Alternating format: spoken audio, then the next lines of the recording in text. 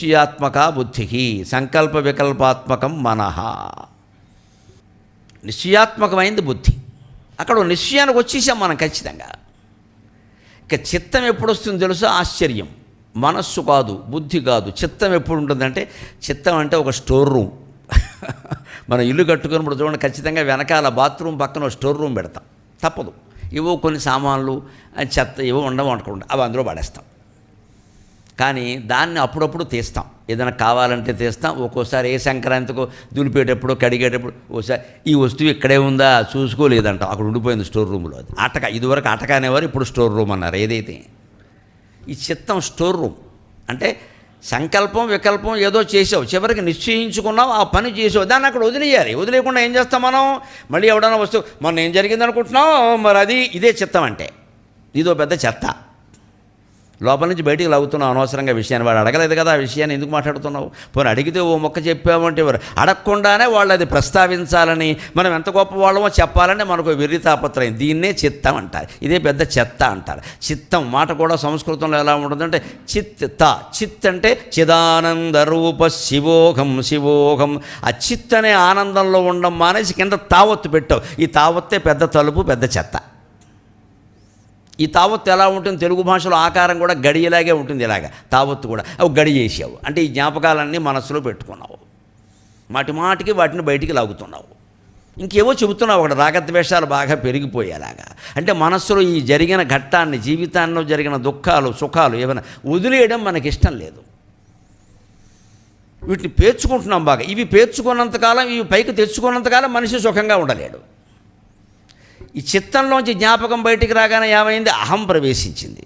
నాకు జరిగింది, నేను చేశాను, ఇంత సన్మానం నాకు జరిగింది, ఈ బిరుదం నాకు వచ్చింది, నేను అనేది ప్రవేశించింది. ఇక ఇంతకంటే పెద్ద అంటే ఏం చేసాం? ఈ చెత్తకి మనం పైన బండి ఒకటి పెట్టాం, చెత్త బండి.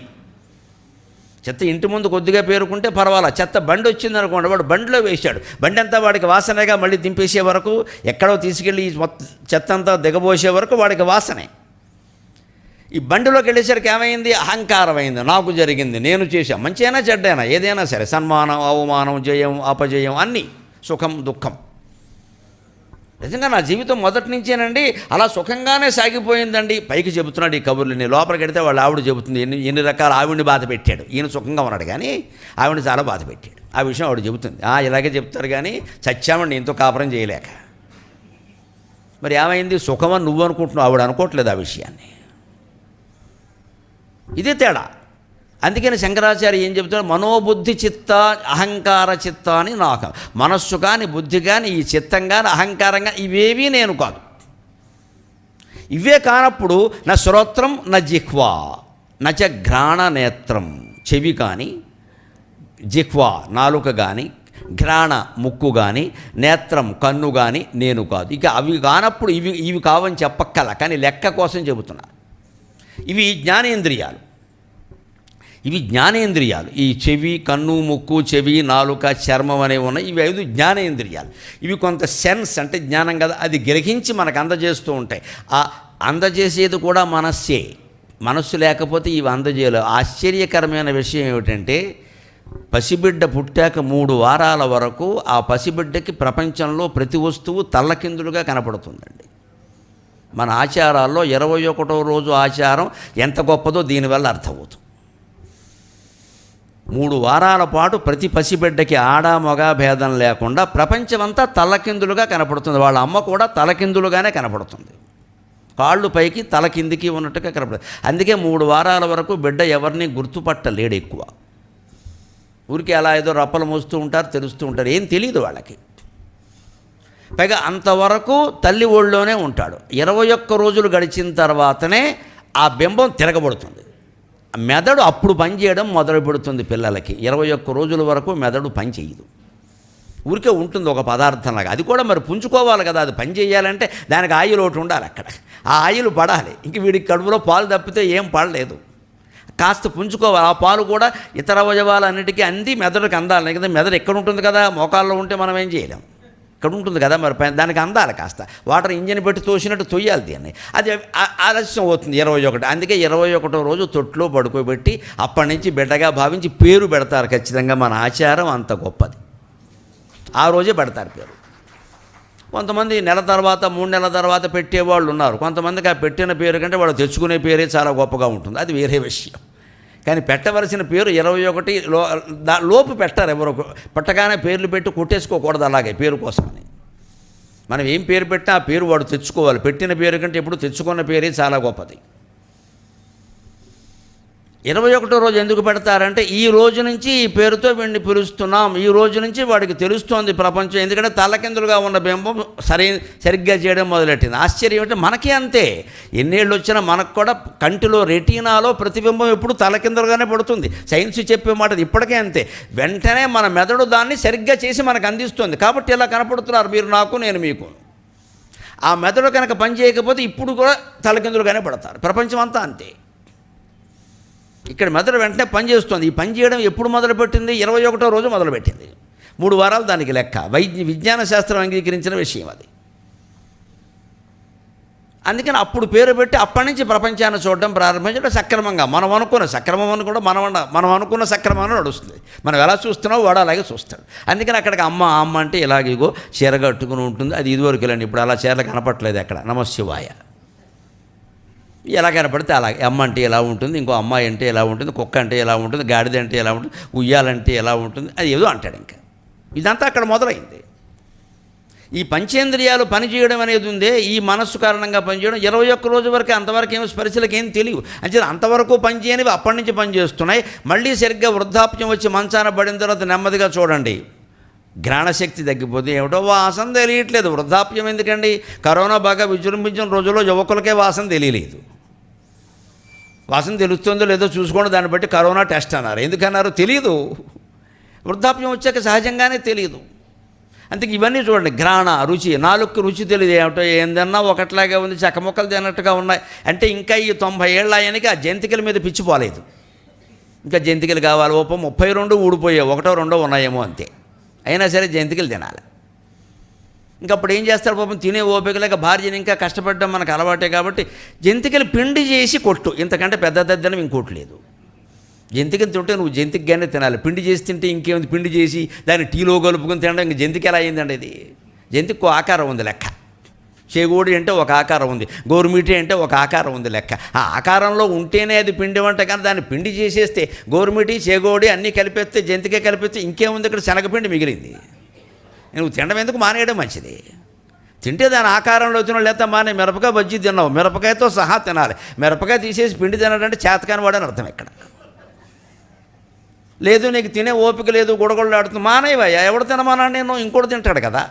ఈ భ్రమ చంపుకోలేక ఆపలేక మిరపకాయ తీసేసి ఆ పిండి ఒక్కటి అయితే శనగపిండి కలిపారు ఇంట్లో తిని వెళ్ళి. ఇదెందుకు? దమ్ము లేదని చెప్పరాదా? దమ్ము లేకపోయినా మనం మానవండి. అది ఏదో కావాలి, ఇంకా ఏదో అని ఒక ఓటమి అనుకుంటాం. దాన్ని రుచి గ్రహించలేకపోతున్నాం, వాసన గ్రహించలేకపోతున్నాం, చెవికి శబ్దం వినపట్లేదు. అదృష్టమమ్మా, కుళ్ళుబోతు మాటలన్నీ వినక్కలేదు. చెవుడు గొప్ప రోగం కాదమ్మా, భోగం. దాన్ని అనుభవించాలి. ఊరికే కంగారు పడక నాకు వినపట్ల లోకంలో ఉండే కుళ్ళు మాటలన్నీ, గొడవలన్నీ నీ జోలికి రావట్లా. తల్లి నీకు నమస్కారం, నువ్వు అదృష్టవంతురాలివి. వీలైనప్పుడల్లా ఈ మిషన్లు పీకి పారేయాలి. చెవులు మిషన్లు పెట్టుకుంటాం కదా, మళ్ళీ వినపట్లేదని. వీలైనప్పుడల్లా పీకి పారేయాలి. ఎందుకంటే ఎవడన్నా అడిగితే పో అని చెప్పచ్చు. ఏం చెప్పడు మనకి. చెప్పేవన్నీ ఊరికి ఆరోపణలు, ఆక్షేపణలేక. ఇందులో ఏమన్నా రామాయణం ఉందా, భారతం ఉందా? దాని నిండా ఉన్నవి కూడా అవే. నేను వేదాంతం ఏమైనా చెబుతాడా? వినకపోతే నష్టం ఏమిటండి? ఇన్నేళ్ల పాటు ఇన్ని మాటలు విన్నాం, కొన్నాళ్ల పాటు వినకుండా ఉండలేమా? మనకి ఎంత ఇష్టమైన పనైనా మానుకోగలిగినప్పుడే జీవితం హాయిగా ఉంటుంది. ఇది మానుకోలేకపోతున్నామంటే బంక పట్టుకుంది అన్నమాట ఇక్కడ. అందుకని నువ్వు శ్రోత్రము కాదు, నువ్వు నాలుక కాదు, నువ్వు ఘ్రాణము కాదు, నీ కళ్ళు నువ్వు కాదు. చూడలేకపోతున్న నిజమే, మసక ఎప్పటికి 40 ఏళ్ళకి కాదమ్మా. చదువుకునే పిల్లలకు కళ్ళజోడు వస్తున్నాయి. ఈ మధ్యన 6వ తరగతి పిల్లకి కళ్ళజోడు వస్తుంది. 10 ఏళ్ళు కూడా లేవు ఆ పిల్లకి. పని భారం అలా ఉంది. అందులో ఇప్పుడు ఈ స్మార్ట్ ఫోన్లు, ఏదో డిజిటల్ ఎడ్యుకేషన్ వచ్చాక ఇంకా పెరుగుతుంది. ఎందుకంటే అవన్నీ లేజర్ కిరణాలు భరించాలి. పూర్వంలాగా పుస్తకాలు కాదు. పూర్వం అయితే 5-6 ఏళ్ల పాటు అసలు ఆ పుస్తకం పట్టుకొని ఇచ్చేవారు కాదు. ఇందులో ఈ చరిత్రలో చదివాను నేను. ఈయనకి చిన్నప్పుడు విద్యాభ్యాసం చేసినప్పుడు 6 ఏళ్ల వరకు బడికి పంపలేదుట. 6 ఏళ్ల వరకు. ఇప్పటికేనండి అభివృద్ధి చెందిన దేశాల్లో 6 ఏళ్ల వరకు పిల్లల్ని బడికి పంపరు. ఎందుకో తెలుసా? బాల్యం అనుభవించాలి పూర్తిగా, ఆట పాట అన్నీ తెలియాలి. వాడు అల్లరి చేస్తాడు, చేసిన వస్తువులు పాడు చేస్తాడు, చెయ్యాలి. అది పిల్లల లక్షణం. అది అవి చేయట్లేదంటే డాక్టర్కి చూపించాలి. అల్లరి చేస్తున్నాడని చెప్పడం కాదు. మా వాడు అల్లరి చేయట్లేదండి, ఇల్లంతా శుభ్రంగా ఉందంటే వాడికి ఏదో వ్యాధి ఉందన్నమాట. పిల్లాడు పిల్లాడిలాగే ఉండాలి, ముసలాడు ముసలాడిలాగే ఉండాలి. కంచి పరమాచార్య ఒడిలిపోయిన వంకాయలాగా ఎండిపోయినట్టుగా ఉంటూ ఉంటే పాపం భక్తులు భక్తురాళ్ళు భరించలేక కాస్త తినచ్చు కదా అలా ఉన్నారేమిటి అంటే పాపం ఆయన చెప్పేట, అమ్మ సన్యాసి ఒడిలిపోవాలి, పసిబిడ్డ పండులా ఉండాలని చెప్పాడు. నన్ను ఎందుకు మీరు ఇబ్బంది పెడతారు, అది తినండి ఇది తినండి అని? చాలు, నేనేం తినాలో నాకు తెలుసు, వదిలేయండి నన్ను. పసిబిడ్డ పండులా ఉండాలంటే పసిబిడ్డ ఒడిలిపోకూడదు, ఎప్పుడు దెబ్బ పండులా ఉండాలి. అలా మనం పౌష్టికాహారం పెట్టాలి. సన్యాసికి ఏమిటండి, వదిలేయాలి. శరీరం ఒడిలిపోవాలి ఖచ్చితంగా. అందుకే ఆయన అలాగే ఉన్నారు. అందుకే పరమాచార్య, మామూలు ఆచార్య కాదు ఆయన, పరమాచార్య. మామూలు ఆచార్యులు వేరు, పరమాచార్య వేరు. ఆయన ఏది పాటించాలో అది ఖచ్చితంగా పాటించాడు, వ్యామోహాలు లేవు. అలాగే ఈ శ్రోత్రం జిహ్వతో పాటుగా న శ్రోత్రం న జిహ్వ నచ వ్యోమ భూమిర్ న తేజో న వాయు. పోనీ ఈ శరీరంలో ఉండేటువంటి శ్రోత్రము, ఇవి శ్రోత్రం అంటే ఇక్కడ ఆకాశం, చెవులకు మూలం ఆకాశం, కంటికి మూలం సూర్యుడు, ఇవి ఉన్నాయి కదా, పంచభూతాలు ఉన్నాయి. ఇది వ్యష్టి శరీరంలో ఉంది. పంచభూతాలు సమష్టి. పంచభూతాలు కూడా నేను కాదు అంటే ఆత్మ కాదవి. నచ వ్యోమ భూమికి, వ్యోమ ఆకాశం నేను కాదు, భూమి నేను కాదు, తేజస్సు నేను కాదు, వాయువు నేను కాదు. ఈ వ్యష్టి శరీరంలో ఉన్నటువంటి పంచభూతాలు నేను కాదు, సమిష్టి సృష్టిలో ఉన్నటువంటి పంచభూతాలు నేను కాదు. వీటికి అతీతంగా ఉండేది నేను. మరి ఇంతకే నువ్వెవరవయ్యా మహానుభావ అంటే చిదానందరూప శివోహం శివోహం. చిత్లో ఆనందాన్ని పొందేటువంటి పరమశివుణ్ణి నేను. అది గ్రహించడమే పరమపదించడం. అది గ్రహించాడు కాబట్టి ఆ పెద్ద మనిషి 80 ఏళ్ళు బతికాం. 42లో పుట్టాం, 2021 దాదాపు 80 ఏళ్ళు పూర్తయ్యాయి. అశీతి అయిపోయింది, 80 ఏళ్ళు అయిపోయింది. ఎంతకాలం ఇది అని 3 నెలల్లో ఇంకా స్వల్పకాలం మించి మీరు బ్రతకరండి అని వైద్యులు చెబితే దాన్ని అదృష్టంగా భావించాడు ఆయన. వేదం చెప్పిన మాట తద్ధిత పస్తద్ధితపహ యద్వ్యాధిత స్తప్యతే యద్వ్యాహితః అంటారు. దానికి వ్యాధితః అనర్థం. యద్వ్యాహిత స్తప్యతే పరమగుం హైవలోకం జయతి ఏవం వేద. వ్యాధి వచ్చింది అంటే తపస్సు చేసుకునే అవకాశం దొరికిందయ్యా. ఆ మంచంలో కూర్చుని హాయిగా నమ శివాయ నమ శివాయ నమ శివాయ ఎంత హాయిగా చేసుకోవచ్చండి, ఎంత గట్టిగా అరవచ్చండి. ఒకవేళ ఎవరన్నా విన్నా పెద్ద ఆయనండి పాపం ఆయన ఏం అనకండి అంటారు, అంతే కదా. ఏం గొడవ చేస్తున్నాం అనేది ఇక్కడ. చిన్నపిల్లలు అరిస్తే గోల్ చేస్తారు. పెద్ద ఆయన అంటే ఆయన ఏదో ఆ ధ్యాసలో ఉన్నాడు, ఉండనియండి.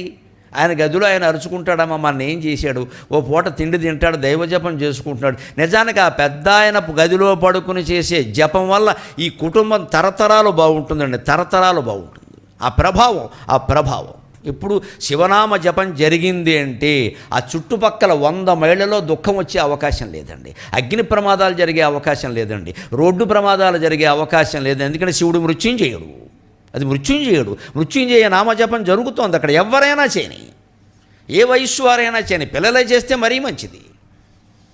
అటువంటి వాళ్ళని మనం ఆ జపమే చేయమని చెప్పి అందుకు తగిన వాతావరణం కల్పించి ఊరుకున్నా చాలు. మన సంసారం, మన పెంట మనకెప్పుడు ఉండేది. ఈ పెంటని పంట చేసేది ఆయన చేసే జపం మాత్రమే.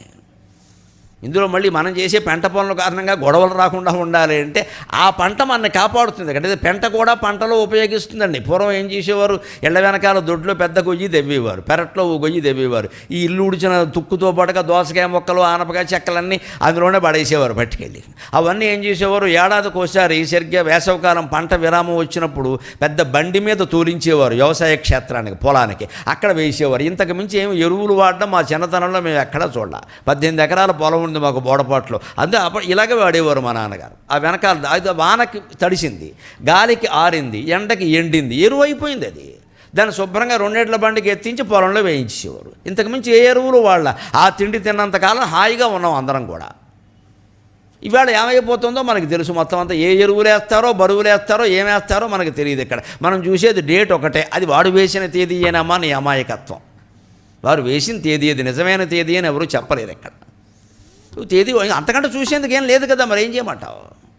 ఇది నేర్చుకుంటే హాయిగా ఉండగలుగుతాం. మనస్సు నేను కాదు, బుద్ధి నేను కాదు. ఇంకా రెండో శ్లోకంలో చెబుతున్నారు, అకం ప్రాణ సంగో నవా పంచవాయు, అకం ప్రాణ సంగో నవా పంచవాయు, నవా పంచవాయు, నవా సప్తధాతుర్నవా పంచకోశక, నవాక్పాణిపాదౌ నచోపస్థవాయు, చిదానందరూప శివోహం శివోహం. అకం ప్రాణ సంగో నవా పంచవాయు. ప్రాణ, అపాన, వ్యాన, ఉదాన, సమానాలనే 5 వాయువులు నేను కాదు. ఈ ప్రాణవాయువులతో నాకు సాంగత్యం కల్పింపబడింది తప్పితే నేనవి కాదు. సాంగత్యం అంటే ఎవరితోనో సాంగత్యం కదండి. ఎవరితోనో మనకున్న సాంగత్యం ఎప్పుడైనా విడిపోయేదే కదా. ఎంత గొప్ప ప్రేమించిన భార్యని, ఎంత ప్రేమించిన భర్తని 25 ఏళ్ల వరకు వారెవరో మనకి తెలియదు, మనమెవరో వారికి తెలియదు. పెళ్లి జరిగింది. 25 ఏళ్ళో, 30 ఏళ్ళో, 40 ఏళ్ళో, 50 ఏళ్ళో అవకాశాన్ని బట్టి, ఆయుర్దాయాన్ని బట్టి సంసారం నడిచింది. తర్వాత ఎంత గొప్ప సీతారాములు లాంటి ప్రేమికులైనా సరే, రుక్మిణీకృష్ణుడు లాంటి వాళ్ళైనా సరే, పార్వతీ పరమేశ్వరుడు లాంటి వాళ్ళైనా సరే, ఎవరో ఒకరు ముందు వెళ్ళిపోవాలా వద్దా? అది ప్రకృతి నియమం. అది దానికి సహజంగానే అనుబంధం కారణంగా కళ్ళనీళ్ళు వస్తాయి, బాధ కలుగుతుంది, అంతే. అక్కడే ఆపేయాలి, దాన్ని అక్కడే ఆపేయాలి. ఇంకా ఏడుస్తూ కూర్చోవడం, అలాగే ఎవరో వచ్చేసరికి ఏడవడం ఉంది, ఏమన్నా అనుకుంటారో అని, ఇది మరీ దారుణమైన విషయం. ఇది ఎవరి కోసం మనం ఏడవలసిన పని లేదు. ఇక్కడ మనకు దుఃఖం సహజంగా వస్తే కళ్ళనీళ్ళు వస్తే, లేతే రావు. ఏమిటమ్మా భర్త పోయినా అలా ఉన్నామంటే, ఇలాగే ఉండమని మా ఆయన చెప్పారని చెప్పండి, గొడవ లేదు, సుఖంగా ఉంటుంది. ఆయన ఆజ్ఞ పాటిస్తున్నాం అంతే. లేకపోతే లోకం చాలా చెడ్డదమ్మా, వీళ్ళకి ఏడుపులు కావాలి ఎంత. అంతో మన ఇంట్లో ఏడుపులు పక్కింటి వాడికి ఎంత ఆనందంగా ఉంటాయో, వాడు దాన్ని కథలుగా చెప్పుకుంటాడు. అందుకని మనమేం భయపడక్కర్లేదు దానికి. మా ఆయన ఎలాగే చెప్పారండి, కన్నీళ్ళు పెడితే నాకు సద్గతులు రావని చెప్పారు, అందుకే నేను పెట్టట్లేదని చెప్పండి, గొడవ లేదు. పెట్టాల్సిన అవసరం ఏం లేదు. పైగా శాస్త్రమే చెప్పింది, ఏడుస్తూ సాగనింపామంటే సద్గతులు రావండి నిజంగానే. ఎందుకంటే ఆ జీవి వెళ్ళిపోయాడు, ఆయన జీవితం ఆనందమే. చెప్పుకున్నాం కదా, మరణం ఎప్పుడూ గొప్పదే. మంచివాడు మరణిస్తే అతనికి విముక్తి, చెడ్డవాడు మరణిస్తే మనకి విముక్తి. మొత్తం మీద విముక్తే కదండి, గొడవే ఉంది. ఇందులో ఏడవలసిందే ఉంది కనుక. అంటే బలవంతంగా ఏడవక్కల, సహజంగా ఉండే అనుబంధాన్ని బట్టి ఏవో వస్తూ ఉంటాయి. అది ఏకాంతంగానే ఏడుస్తాం, ప్రెస్ మీట్ పెట్టి ఏడవాలి ఏమిటి? అదేదో ఏకాంతంగా ఏడుస్తాం, అదే వద్దన్నా వస్తుంది, అది మామూలే. అది అంతే, సహజంగానే జీవితాన్ని గడపద. కృత్రిమత్వానికి పోకూడదండి. 10 మంది వస్తున్నారు ఏడవకపోతే. మన ఆచారాల్లో ఒక దౌర్భాగ్యపు ఆచారం, నాకు ఏమాత్రం నచ్చంది, గుండె పగిలిపోయే ఆచారం ఏమిటంటే, నా తల్లిని చూశాను, ఆ దశలో మా వదిన గారిని చూశాను. ఇదెంత నికృష్టమైన ఆచారం రా అనుకున్నాను నేను. 10వ రోజు పనిగట్టుకుని వెళ్ళడం, ఒక 50 మంది, ఏదో యాత్రలాగా అందరూ కలిసి ఆవిడ గద్దె దగ్గరికి చేరాడు. ఆవిడ ముయ్యోమంటాం అక్కడ. నిజంగా దుఃఖం ఉందో లేదో తెలియదు. ఆవిడ సంతోషిస్తుందేమో, వదిలేరాదా ఆ గొడవ, నీకెందుకు ఆ గొడవ? లేదండి మనం అక్కడ వెళ్ళాలి. అప్పుడేమనుకుంటా, 10వ రోజు చూడకపోతే మళ్ళీ ఏడాది వరకు చూడకూడదు. ఎక్కడ గొడవలో ఇవన్నీ ఎక్కడ? నీకు అవసరం లేకపోతే చూడకయ్యా, ఆవిడికి అవసరం లేదు నీ యధమోహం చూడడం ఎక్కడ? దీనికి పెద్ద సెంటిమెంట్లు వెనకాల. అందుకని ఈ లోపు ఏదో రకంగా చూసియాలి. అందుకని ఆవిడ బలవంతంగా కూర్చోబెట్టి ఏడిపిస్తారా? అదేం ఆచారం అండి? ఆ రోజు ఏం తీయాలి, ఏం ఉంచా ఆవిడ నిర్ణయించుకోవాలండి. Who are we to decide? నాకు కోపం వస్తే ఇంగ్లీష్ వస్తుంది. ఆవిడ ఏం తీయాలో ఏం ఉంచాలో మనం ఎవరు ఆవిడ నిర్ణయించుకుంటుంది. ఆ స్వేచ్ఛ లేదా? మనం ఇక్కడ పెట్టేస్తాం అక్కడ. పైగా తర్వాత ఏమైనా జరగకూడదు, పొరపాటున జరిగితే ఆవిడ ఆచారం పాటించాలి, అందుకే ఇంట్లో ఇలా కెన్ యూ ప్రూవ్ ఇట్? మీరు రుజువు చేయగలరా ఆ విషయాన్ని? ఏది మూఢాచారం అంటే, మనుషులను అవమానించేది ఏదైనా సరే మూఢాచారమే ఖచ్చితంగా.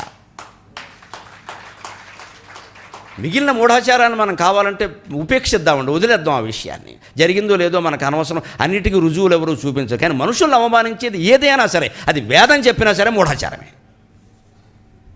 ఏది ఎవరు చెప్పరండి అలాగా. వేదంలో చాలా స్పష్టంగా ఉంది. ఓ కళ్యాణి, నువ్వు ఇంతవరకు వచ్చావు. అందుకే పూర్వం ఆడవాళ్ళు శ్మశానానికి వెళ్ళేవారు. కళ్యాణి, నువ్వు ఇంతవరకు వచ్చావమ్మా, చాలా సేవ చేశావు భర్తకి, పిల్లలకి.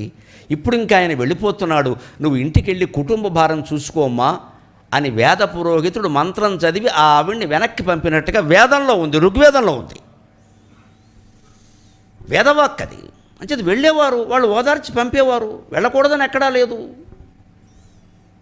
ఇవి మనం పెంచేసి ఎలా చేసామంటే మోస్ట్ టెక్నికల్, సాంకేతికం చేసి పారేసాం. ఈరోజు ఏడవాలి, ఈరోజు నవ్వాలి. బలవంతంగా నవ్వుతారా, బలవంతంగా ఏడుస్తారా? ఈరోజే చూడాలి. అదేమిటండి, బాధలో ఉన్న వాళ్ళని చూడడానికి రోజులు ఉంటాయా? లేకపోతే మనకేదో జరుగుతుంది. ఎందుకు జరుగుతుందండి? వాళ్ళ ఇంట్లో జరిగితే మన ఇంట్లో జరగాలని ఉందా? అది లెక్క. ఇందుకోసం వేదాంతం, నిజమైన వేదాంతం వంట పెడితే కాస్త ఇవి ఆగిపోతాయి. నా తాపత్రయం అది. పంచవాయువులతో నీకు సంఘం లేదు. ప్రాణం అన్నారు. ఎక్కడుందండి? మనం ఊపిరి తీస్తున్నాం కదా, ఉచ్ఛ్వాస నిశ్వాస, అది ప్రాణం. అపానం విసర్జించే వాయువు, అంటే తిన్న ఆహారంలో ఉండే చెడు అంతా కూడా అపాన వాయువు రూపంలో వెళ్ళిపోతుంది. కానీ అది కూడా అవసరమే. లేకపోతే కేవలం అపాన వాయువు, కేవలం దుర్వాయువు మాత్రమే కాదు, చాలా పనులు చేస్తుంది. ఇక్కడ కట్ యథోభాగధారిణి అని లలితా సహస్రంలో ఉంది. కట్ యథోభాగధారిణి, అక్కడ అపాన వాయువు చేసే పని చాలా ఎక్కువ. అది ఉండాలి ఖచ్చితంగా. అంచేది ప్రాణం పీల్చుకునే వాయువు, అపానం వదిలిపెట్టే వాయువు, వ్యానం వ్యాన సర్వశరీరక, శరీరం అంతటా వ్యాపించి రక్త ప్రసారం చేయించేది వ్యానమే. ఉదాన కంఠదేశస్థో, ఉదాన వాయువు, ఇది అద్భుతమైన పనులు చేస్తుంది, మామూలు కాదు. మామూలుగా చెప్పాలి అంటే మనకి కక్కు వాంతి రావడానికి కారణమైంది ఉదాన వాయువు. ఏదైనా మనకి ఎలర్జీ కలిగించే పదార్థం ఏదైనా తిన్నా, లేకపోతే ఏదైనా లోపల తేడాలు ఏమన్నా కక్కు వచ్చేస్తుంది చూడండి. అందుకే మన తెలుగులో సామెత, కళ్యాణం వచ్చినా కక్కు వచ్చినా ఎవరో ఆపలేరంటారు. ఏం విచిత్రమైన భాష. కళ్యాణానికి కక్కుతో గలిపాడు బయటికెళ్ళి. అదే అంతే అబ్బాయి, కళ్యాణం పెళ్ళిళ్ళు అవ్వలేదు అని బాధపడతాం కదా. ఆ అయ్యే గడియ వస్తుందండి విచిత్రంగా. ఎక్కడి నుంచో ఇథియోపియా నుంచి వచ్చేస్తుంది సంబంధం మనం వెతుక్కుని. మనకి ఎవడో తెలియదు వాడు. పైగా అద్భుతమైన సంబంధం, ఇథియోపియా అనకల అద్భుతమైన సంబంధం. వాళ్ళు వచ్చేస్తారు, ఎలా వస్తారో తెలియదు. అదే భగవద్ అనుగ్రహం. ఎలాగో తెలిసిపోయింది వాళ్ళకి. మనం చేసిన ప్రార్థన ఫలించింది, వచ్చేసారు వాళ్ళందరూ. వాళ్ళే మేము అమ్మాయి గురించి విన్నామండి, మేము చేసుకుందామని వచ్చాం. ఇంట్లోకి వచ్చిందండి సంబంధం. ఇదే కళ్యాణం రావడం అంటే. కక్కే అది ఎలా వస్తుందో, కక్కు వచ్చినట్టు. కక్కు వచ్చింది అనుకోండి, ఇంత సభలో ఉన్నా సరే బయటికి వెళ్ళిపోవలసిందే, తప్పదు. ఇక్కడ లేకపోతే చీర పాడైపోతుంది. పక్కవాళ్ళు కూడా విసుక్కుంటారు, ఇది చూసుకోద్దా అంటారు. అంత హడావుడిగా వస్తుంది. కళ్యాణ గడియ కూడా అంతే. కళ్యాణ గడియ ఎప్పుడు అలాగే వస్తుందండి. విడిపోయే గడియలు మాత్రం మనమే తెచ్చుకుంటామండి. అవి రావండి, వాటంతటా అవి రావండి, మనం తెచ్చుకుంటామండి ఖచ్చితంగా. మనం వేషాలు వేసి ఒళ్ళు పొగరెక్కి తెచ్చుకుంటాం మనం, అవి రావండి. అహం ప్రాణసంగో నవా పంచవాయు, ఈ 5 వాయువులు నేను కాదు అన్నాడు. ఉదాహరణ చేసి ఇంకో అద్భుతం ఏంటో తెలుసు, ఈ కక్కు పక్కనట్టండి. అది కూడా అవసరమే, కొన్ని బయటికి వెళ్ళిపోతే కుదరదు కదా.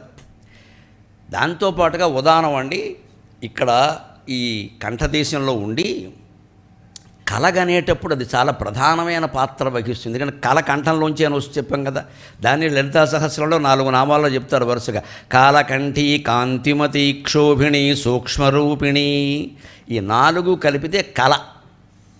అదే విష్ణు సహస్రంలో ఏం చెబుతారంటే స్వాపన స్వవసో వ్యాపి నైకాత్మ నైక కర్మకృతు అని అక్కడ చెప్పారు. అక్కడ పుము రూపంలో, ఇక్కడ స్త్రీ రూపంలో. విషయం ఒకటే. కాలకంఠి, కాలం రూపంలో కంఠంలో ఉంటావమ్మా కాలకంఠి. నల్లని కంఠం కలిగిందంటే మామూలు విషయం అది. అది కాదు దాని అర్థం. అది మామూలుగా భౌతికమైన విషయం. అది కాలం అంటే మనస్సు. మన కాలం ఎలా తెలిసిందంటే మనస్సును బట్టి. కాలం నిర్ణయం ఎప్పుడు గడియారాన్ని బట్టి చేయకూడదు. గడియారం కావాలంటే మనం తిప్పించావు.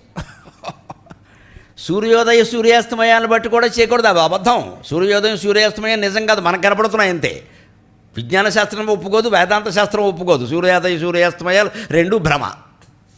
సూర్యుడికి అస్తమయం లేదు, ఉదయం లేదు. భూమి తిరుగుతూ ఉంటే ఏదో ఓ కొసకెళ్ళినప్పుడు నీకు సూర్యుడు పొద్దున్న కనపడి సూర్యోదయం అనువుదు అన్న. ఆయనకి ఏం తెలియదు, వీడేదో అంటున్నాడు, వెర్రిమాట అంటాడు ఆయన. ఉదయం నేను ఇలాగే ఉన్నానుగా. ఆయన ఒకే చోట కదలకుండా శుభ్రంగా కొన్ని కోట్ల డిగ్రీలు ఉష్ణోగ్రతలు వెలుగుతుంటే నువ్వు కూడా పోయా ఉదయం అండవు అస్తమయం ఏను నువ్వు కల్పించుకున్నావు. ఎందుకని? భూమి తిరుగుతోంది కాబట్టి. అది సూర్యోదయం సూర్యాస్తమయం భ్రమ. కాబట్టి జగత్తు మొత్తం భ్రమే. ఏ జగత్తుని సూర్యోదయం సూర్యాస్తమయాలతో మనం నిర్ణయిస్తున్నామో, ఏ సూర్యోదయ సూర్యాస్తమయాల కారణంగా మన జీవిత క్రమం అంతా మనం నిర్ణయించుకుంటున్నామో, ఆ 2 భ్రమ అయినప్పుడు జగత్తు భ్రమ కాకపోతే నిజమేలా అవుతుందండి. అందుకని శంకరాచార్య బ్రహ్మ సత్యం జగన్ మిథ్య అన్నారు. చాలా ధైర్యంగా అన్నారు, తిరుగులేదు. ఇంకా ఇది మిథ్య అని తెలిస్తే తప్ప మనం దీనికోసం పడే తాపత్రయం ఆగదండి. అందుకని సూర్యోదయ సూర్యాస్తమయాలు భ్రమ. అది కలుస్తున్నాయి, తిరుగుతున్నాయి కదా, అందుకని అనిపిస్తుంది మనకి. అందుకని కాలం దేన్ని బట్టి నిర్ణయించవు, గడియారం బట్టి నిర్ణయించడానికి వీలు లేదు. అది మనం కొనుక్కునేదే. గట్టిగా బ్యాటరీ వేయడం మానేస్తే 2 రోజులు తిరగదు. మన మన సూర్యోదయ సూర్యాస్తమయాలు బట్టి నిర్ణయించడానికి వీలు లేదు. అది భ్రమ. పైగా సూర్యోదయం మనకొకలా ఉంటుంది, అమెరికాలో ఒకలా ఉంటుంది. అమెరికాలో వాళ్ళతో మనం మాట్లాడాలంటే అర్ధరాత్రి మాట్లాడాలి, వాళ్ళకప్పుడు పొగలు. అంచేత అది నిర్ణయం అంటే మనస్సు కాలం నిర్ణయించేది మనస్సు. మనస్సును బట్టి కాల నిర్ణయం అవుతుంది. ఎందుకో తెలుసా? వేసవకాలం సెలవులు ఇచ్చారనుకోండి, ఆ సెలవులు అయిపోతుంటే పిల్లలు ఏమంటారు, ఏమిటో 2 నెలల సెలవులు 2 రోజుల్లో అయిపోయాయి. అంటే వాడి దృష్టిలో కాలం వాడు నిర్ణయించుకున్నాడు. ఎందుకని ఆ సెలవులు అయిపోవడం వాడికి ఇష్టం లేదు. అందుకని 2 నెలల సెలవు ఇంకా 3 నెలలు ఇస్తే బాగుండు, ఎందుకు స్కూల్కి వెళ్ళడం ఇష్టం లేదు. అదే బడికి మళ్ళీ వెళ్ళాడు అనుకోండి, జూన్ 12వ తారీఖు బడికి వెళ్ళాడు అనుకోండి, ఆ 12వ తారీఖు కొత్త పుస్తకాల కోసం పెడతాడు, కొత్త యూనిఫారం కోసం పెడతాడు. ఆ భాగవతం 10 రోజుల్లో అయిపోయింది. ఇక జూలై 1 నుంచి హోంవర్క్ డామ్ వర్క్ అని మొదలయ్యాయి. వాడు ఇంటికి వచ్చి ఏమంటాడు, స్కూల్లో ఎంతసేపు ఉన్నావురా అంటాడు. 3 రోజులు ఉన్నట్టుగా ఉంది, నువ్వు అక్కడ చేర్పించావు పట్టుకెళ్ళి అంటాడు. ఒకరోజు 3 రోజులు ఎలా అయిందండి? వాడికి ఇష్టం లేదు కాబట్టి. అంచేత కాలం ఎప్పుడు మనస్సు నిర్ణయిస్తుంది. మనస్సే కాలం. మనస్సు నుంచి ఆలోచనలు, ఆలోచనల నుంచే మన అనుబంధాలు, అనుబంధాల నుంచే మన జీవితం అంతా ఏర్పడింది. మనస్సు మిథ్య కాబట్టి ఇవన్నీ మిథ్యే. పుట్టుకకి మూలమైన పదార్థం ఏదవుతుందో దాని వాసనే ఉంటుంది కదా. గోధుమ పిండితో చపాతీ చేసినా పూరి చేసినా గోధుమ పిండి వాసనే వస్తుంది, శనగపిండి వాసన రాదు. దానికి మూలం గోధుమ పిండి. నువ్వు పూరి చేయి, చపాతీ చేయి, ఏం చేయి, శనగపిండితో నువ్వు చేగోడులు చేయి, జంతికలు చేయి, శనగపిండి వాసన వస్తుంది. అక్కడ బియ్యపిండి వాసన, గోధుమ పిండి వాసన రాదు. శనగపిండే ప్రధానం అక్కడ. మనస్సు నుంచే కాలము, జీవితము, అనుబంధాలు అన్నీ ఏర్పడుతున్నప్పుడు మనస్సు మిథ్య అయితే ఇవన్నీ మిథ్యలే, వదిలేయవలసిందే. ఎంతవరకు అంటే ఒట్టిదన ఎరుంగు ముఖాన్ని పట్టుకోనము. ఎక్కడో సంసారం మీద రాశాను నేను పద్యం. ఒట్టిదన ఎరుంగు ముఖాన్ని పట్టుకోనము. ఇది ఒట్టిది కానీ పట్టుకో. ఒట్టిదని తెలిసి పట్టుకుంటే చాలా సుఖంగా ఉంటుందండి. ఈ పుష్పగుచ్చం మనది కాదు, ఊరికే ఇచ్చారు నేను ఇలా పట్టుకుంటే దాని మీద కాంక్ష ఉండదండి. ఇది మనదే అనుకున్నాం అనుకో, ఒక రేకు రాలిపోయినా కూడా ఏదో బాధగా ఉంటుంది. ఇది మనది కాదు, ఇచ్చారు ఇలా పట్టుకున్నాము, తర్వాత ఇక్కడ పెట్టాం, అయిపోయింది. అస్తమాని ఈ పుష్పగుచ్చం పట్టుకుని మాట్లాడితే పెద్ద బరువు కదా ఇది, అందులో సామాన్యం ఆ పర్వతం అంత ఉంది, మాట్లాడలేం కదా. అలాగని ఇంకా దాని మీద కాంక్ష పెంచుకుంటే అప్పుడు ఏమనుకుంటారు, ఈయనకి ఇవంటే బాగా ఇష్టమండి, ఇంకొకటి పర్వతం అంతా పట్టుకొస్తాడు, నేను మోయలేను ఎక్కడ. అది ఎందుకు ఊరికే గౌరవానికి ఇస్తారు, అక్కడ పెట్టాం, అది మంద కాదు కదా. జీవితము అంతే, అదో పుష్పగుచ్చం, వాడేసాం వదిలేసాం, తీసేయి. శనగలు తిన్నా చేతులు కడుక్కున్నాం, అయిపోయింది అంతే.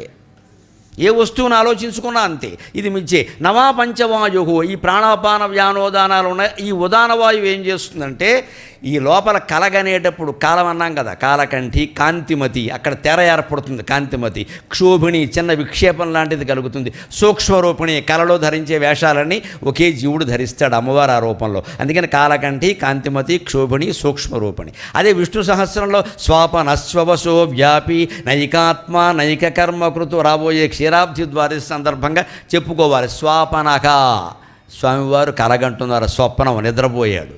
స్వవశక, తన వశంలో ఆయన ఉన్నాడు. మనకి ఆయనకి తేడా ఏమిటంటే, కలగంటున్నప్పుడు కూడా ఆయన వశంలో ఆయన ఉంటాడు, వాడు దేవుడు. కలగనేటప్పుడు కల్లో లీనమైపోయి జీవితం అవనుభవించాడు, జీవితంలో లీనమైపోయి గాఢనిద్ర వచ్చినప్పుడు దానిలో లీనమైపోయి దేంట్లో పడితే దానిలో లీనమైపోయేవాడు జీవుడు. దేంట్లోనూ లీనం కాకుండా సాక్షిగా ఉండేవాడు దేవుడు. తేడా అది. మనం కూడా జీవితంలో సాక్షిగా ఉండగలిగితే దేవుళ్ళలాగే ఉండగలుగుతాం. ఎక్కడ పడితే అక్కడ ఉండేవాడు దేవుడు. ఇంకొంచెం సూక్ష్మం చేసి చెప్పాను నేను. ఎక్కడ పడితే అక్కడ ఉండేవాడు దేవుడు, ఎక్కడ పడితే అక్కడే ఉండిపోయేవాడు జీవుడు. అదే తేడా. ఎక్కడ పడితే అక్కడ ఉంటాడు దేవుడు. మనం ఏం చేసి ఎక్కడ పడితే అక్కడే ఉండిపోతాం, లేవలేం. ఇంకా ఎక్కడ వేసిన గొంగళి అని ఓ దుఃఖం వచ్చింది, దాన్ని పట్టుకుని ఒక ఏడాది ఏడవడం. ఎందుకమ్మా ఏడుస్తావు? ఏడిస్తే ఏమైనా వస్తుందా? మనమే ఓదార్చుకోవాలి, బయట వాడు వచ్చి ఓదార్చరు. ఇక్కడ ఎంతోమంది వెళ్ళిపోలేదా, అలాగే ఈయన వెళ్ళిపోయి, చిన్నవాడే కావచ్చు, మనకంటే తమ్ముడే కావచ్చు, ఏం చేస్తాం? మనం వెళ్ళిపోయారా? మనం ఏమైనా చేసామా? ఏదో కర్మ అంతే. అక్కడే పూర్వజన్మ కర్మను అన్వయించుకుని మనకి అతనికి రుణం తీరిపోయింది, వెళ్ళిపోయాడు అని ఖచ్చితంగా చెప్పుకోవాలి. అలాగే మనం బయటపడ స్వవశక, స్వామివారు కలగంటారు విష్ణుమూర్తి, ఆయన తన వశంలో ఉండుకంటే మనం ఏం చేస్తున్నాం? పరవశం అయిపోయాం. ఎంతకాలం వచ్చిందంటే, ఇంత బంగారం నా ఇంట్లో పడింది అనుకుంటాడు ఈయన. అదంతా ఒక్క జబ్బు వస్తే ఆసుపత్రికి సరిపోయింది. ఇక్కడ సరిపోయింది మొత్తం. ముందు జబ్బును చూసి కంగారు పడ్డాట, తర్వాత డాక్టర్ గారు వచ్చి బిల్లు ఇచ్చాడు, జబ్బు తగ్గిందా అన్నాడు. జబ్బు తగ్గింది కానీ బిల్లు చూశాక మళ్ళీ పెరిగింది అన్నట్ట. మరి పెరగదా? ఇంత బంగారం ఏమిటి? ఒక్క రోగం వస్తే పోయే, ఏదో అనుకోని ఇబ్బంది వస్తే అయిపోయే. అనుకోకుండా ఏదో కేసులో ఇరుక్కున్నాం అనుకోండి, అప్పుడు అందరూ వస్తారు మన దగ్గరికి, మాఫీ చేయాలంటే అంటారు, అయిపోయింది, మొత్తం వెళ్ళిపోయింది. ఇక్కడ ఒక్క కేసు, అది కూడా మంద కాదు, కర్మ, కొడుకో కూతురు వల్ల వచ్చింది. అది మన పెంపకం అలాంటిది. ఏం చేద్దాం? వాళ్ళ కోసం మనం ఖర్చు పెట్టాలి కదా, మొత్తం ఎగిరిపోయింది. అంచేది నీ బంగారం అంతా ఎందుకు? ఈ కళ గురించి ఎందుకు చెబుతున్నావు అనవసరంగా? ఆయన స్వవశక, వ్యాపి, కలంతా ఆయన వ్యాపించాడు. అంతేకాదు, స్వపన స్వవశో వ్యాపి నైకాత్మ, అనేక రూపాలు ధరించాడు. నైక కర్మకృతు, అనేక పనులు చేశాడు, అనేక రకాల కార్యాలు చేశాడు. ఇది విష్ణు సహస్రం, లలితా సహస్రం, ఈ అర్థంతో సహా చదవండి అని నేను అందుకే మొత్తుకుంటా. రోజు పారాయణ చేసేవాళ్ళు పారాయణ అయిపోగానే 10 నామాల అర్థాలు తెలుసుకున్నాక మానేయాలని పెట్టుకోండి నియమం. పారాయణ చేయండి, దాంతోపాటుగా 10 నామాల అర్థం తెలుసుకోవాలి. ఉట్టినే వాక్యం చదువుకున్నా చాలు. అలా అనుకుంటే ఏమవుతుంది, 100 రోజుల్లో మొత్తం అన్ని నామాలకి అర్థాలు తెలుస్తాయి. అలా ఏడాదికి 3 సార్లు చేయగలుగుతాం కదా, 300 రోజుల పైనే ఉన్నాయి కదా. ఏడాదికి 3 సార్లు అర్థంతో సహా లలితా సహస్రం, విష్ణు సహస్రం చదివాక 4 ఏళ్ళు అయ్యేసరికైనా జ్ఞానం అందరికీ వస్తుంది, ఖచ్చితంగా వస్తుంది. మనం అర్థాన్ని పక్కన పెట్టేసి చదివితే చాలట కదా, అలా శుక్రవారం చదివితే మరీ పుణ్యం, ఇవన్నీ ఊరికే మనం కల్పించుకున్నాం. మనం దేవుడికి వారాలు ఉండవు, మనకుంటాయి. కానీ ఆ వారం ఈ గుడి, ఈ వారం ఈ గుడిని ఎందుకు చెప్పారంటే వారానికి 1 రోజైనా మనం వెళతాం కదా అని చెప్పారు. మనం ఎలా పెట్టుకున్నాం, అసలు సోమవారం శివుడి గుడిలోకి వెళ్ళాలంటే మంగళవారం వెళ్ళకూడదనే శాస్త్రం కూడా పుట్టించేస్తున్నారు మరీ దారుణంగా. ఇది వెళ్ళకూడదు, ఎప్పుడైనా వెళ్ళొచ్చండి. మంగళవారం మొత్తం శివుడి గుళ్ళని ఖాళీ అయిపోవాలా? మరి ఆయన ఏమైపోతాడు పాపం ఒంటరిగా ఉండి. ఈ నమ్మకాలే వదులుకోవాలి. ఎందుకు వెళ్ళమన్నారని ఆలోచిస్తే తెలిసిపోయింది. ఇక్కడ ఈ ఉదాన వాయువు ఏం చేస్తుందంటే సరిగ్గా కలగంటున్నప్పుడు లోపల బీజప్రాయంగా 72,000 నాడుల్లో ఉండేటువంటి జ్ఞాపకాలను బయకి లాగుతుంది. అంచేది దుంపతించేసే వాయువు, ఇది సామాన్యమైన విషయం కాదు. ఉదానం వాక్కు వాంతి రావడం కాదు, బయటికి లాగేది మొత్తం అదే. ఎప్పుడో ఎక్కడో చిన్నప్పుడు జరిగింది, తర్వాత ఏదో జరిగింది, తర్వాత ఏదో, ఈ మూడింటిని కలిపేసి ఓ పెద్ద సినిమా తయారు చేస్తుంది. అక్కడ ఓ చిన్న లఘు చిత్రం, ఓ 10 నిమిషాలు. ఇది మనం అందులో కంగారు పడిపోతుంది. ఇటు అదేదో అలా ఏదో రైలు వచ్చినట్టు అయింది, ఆ రైలేమో ఏదో గుద్దేసుకుంది, ఆ గుద్దేసుకున్న వెంటనే పోనీ ఏమిటో పూలతోట కనపడింది. ఈ పూలతోటకి రైలుకి సంబంధం ఏంటండి? ఎప్పుడో పూలతోట చూసాం, అది మనస్సులో ఉంది. ఎప్పుడో ఎవరికో రైలు ప్రమాదం జరిగింది, అది మనస్సులో ఉంది. అది గుద్దుకోపోయి ఆగింది, అది మనస్సులో ఉంది. ఈ 3 కలిపేసి మొత్తం రచన, స్క్రీన్ ప్లే, దర్శకత్వం అన్నీ అప్పలరాజే. జరిగిపోయింది, ఒక కళ వచ్చింది అక్కడ, అంతే. అక్కడ వదిలేస్తే అయిపోయింది ఆ విషయం. ఇంతకు మించి మనం ఆలోచించాల్సిన పని లేదు ఇక్కడ. ఇది ఎవరు చేస్తారంటే ఉదానం చేస్తుంది. ఉత్ ఆనం అంటే పైకి వచ్చేది సరిగ్గా. ప్రా ఆనం ప్రాణం, అప ఆనం అపానం, వి ఆనం వ్యానం, ఉత్ ఆనం ఉదానం. పైకి లాగుతూ ఉంటుంది దీని పనే. అది ఎంతసేపు మర్చిపోయిన బట్టి పైకి లాగుతుంది. అందుకని లోపల సుషుప్తి అవస్థలో, అజ్ఞానావస్థలో ఉండిపోయిన జ్ఞాపకాలను ఉదానం పైకి లాగుతుంది. లాగి నీ కళ రూపంలో కనిపించేలా చేస్తుంది.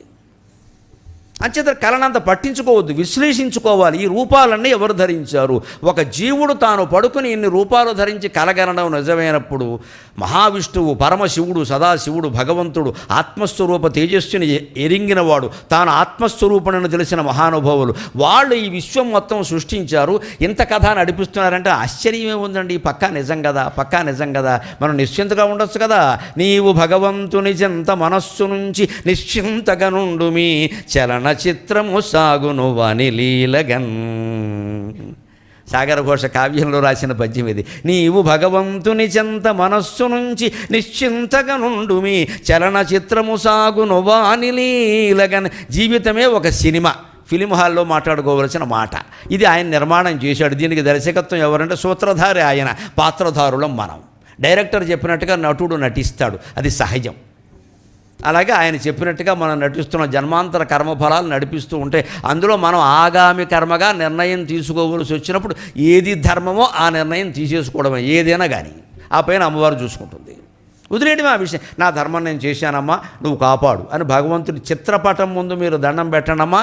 మీరు తీసుకున్న నిర్ణయమే సరైనది అయ్యేలాగా అమ్మవారు చేసేస్తుంది. అనుమానం లేదు, అనుమానం లేదు. మన మనసులో పక్షపాతం ఉండద్దు. మా కుటుంబంలో ఈ సమస్య వచ్చింది, ఇంటికి నేను భర్తని లేదా భార్యని ఏదో యజమాని నేను నిర్ణయం తీసుకోవాలి, తప్పదు నాకు. ఇది అంటే నేను ఎవరికో వదిలేసే విషయం కాదు ఇది. అందుకే నేను ఆలోచించానమ్మా, ఉన్నంతలో నాకు ఇదే ధర్మం అని తెలిసింది, అందుకని ఈ నిర్ణయం తీసుకున్నాను. కానీ ఈ నిర్ణయం నా బిడ్డ జీవితాన్ని పాడు చేయకుండా నువ్వు చూడమ్మా. నేను తప్పనిసరి ఈ నిర్ణయం తీసుకున్నా. ఇంకో మాట ఏదో చెప్పాలి కదండి, బయట వాళ్ళు తప్పించుకుంటారు, మనం తప్పించుకోలేం కదా. ఇది చూడ, ఖచ్చితంగా మన బిడ్డలకి న్యాయమే జరుగుతుందండి మనం ఏ నిర్ణయం తీసుకున్నా సరే. ఎందుకంటే భగవంతుడికి దాని భారం అప్పగించాము.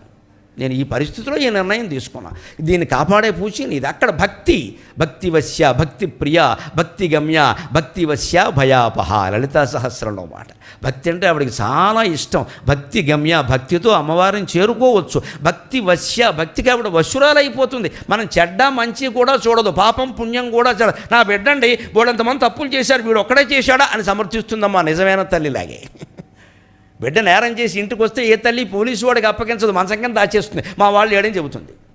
ఒకవేళ వాడు పట్టుకుని మీ అబ్బాయి పని చేశారంటే బోడు మంది చేశారు మా అబ్బాయి దొరికాడా అంటుంది ఇక్కడ. అంత ప్రేమ అమ్మవారికి కూడా మన మీద ఉంటుందండి, ఆ సందేహం వల్ల. కాబట్టి ఒక్కటే లెక్క భక్తుడికి విషయంలోనే ఉంటుంది. రోడ్డు మీద పోయేవాళ్ళు అందరినీ పట్టుకోవాలంటే కష్టం అమ్మ. ఎవరైతే భక్తితో అమ్మవారిని ఆరాధన చేస్తూ ఉంటారో ఆవిడ బాధ్యత వహిస్తుంది ఖచ్చితంగా.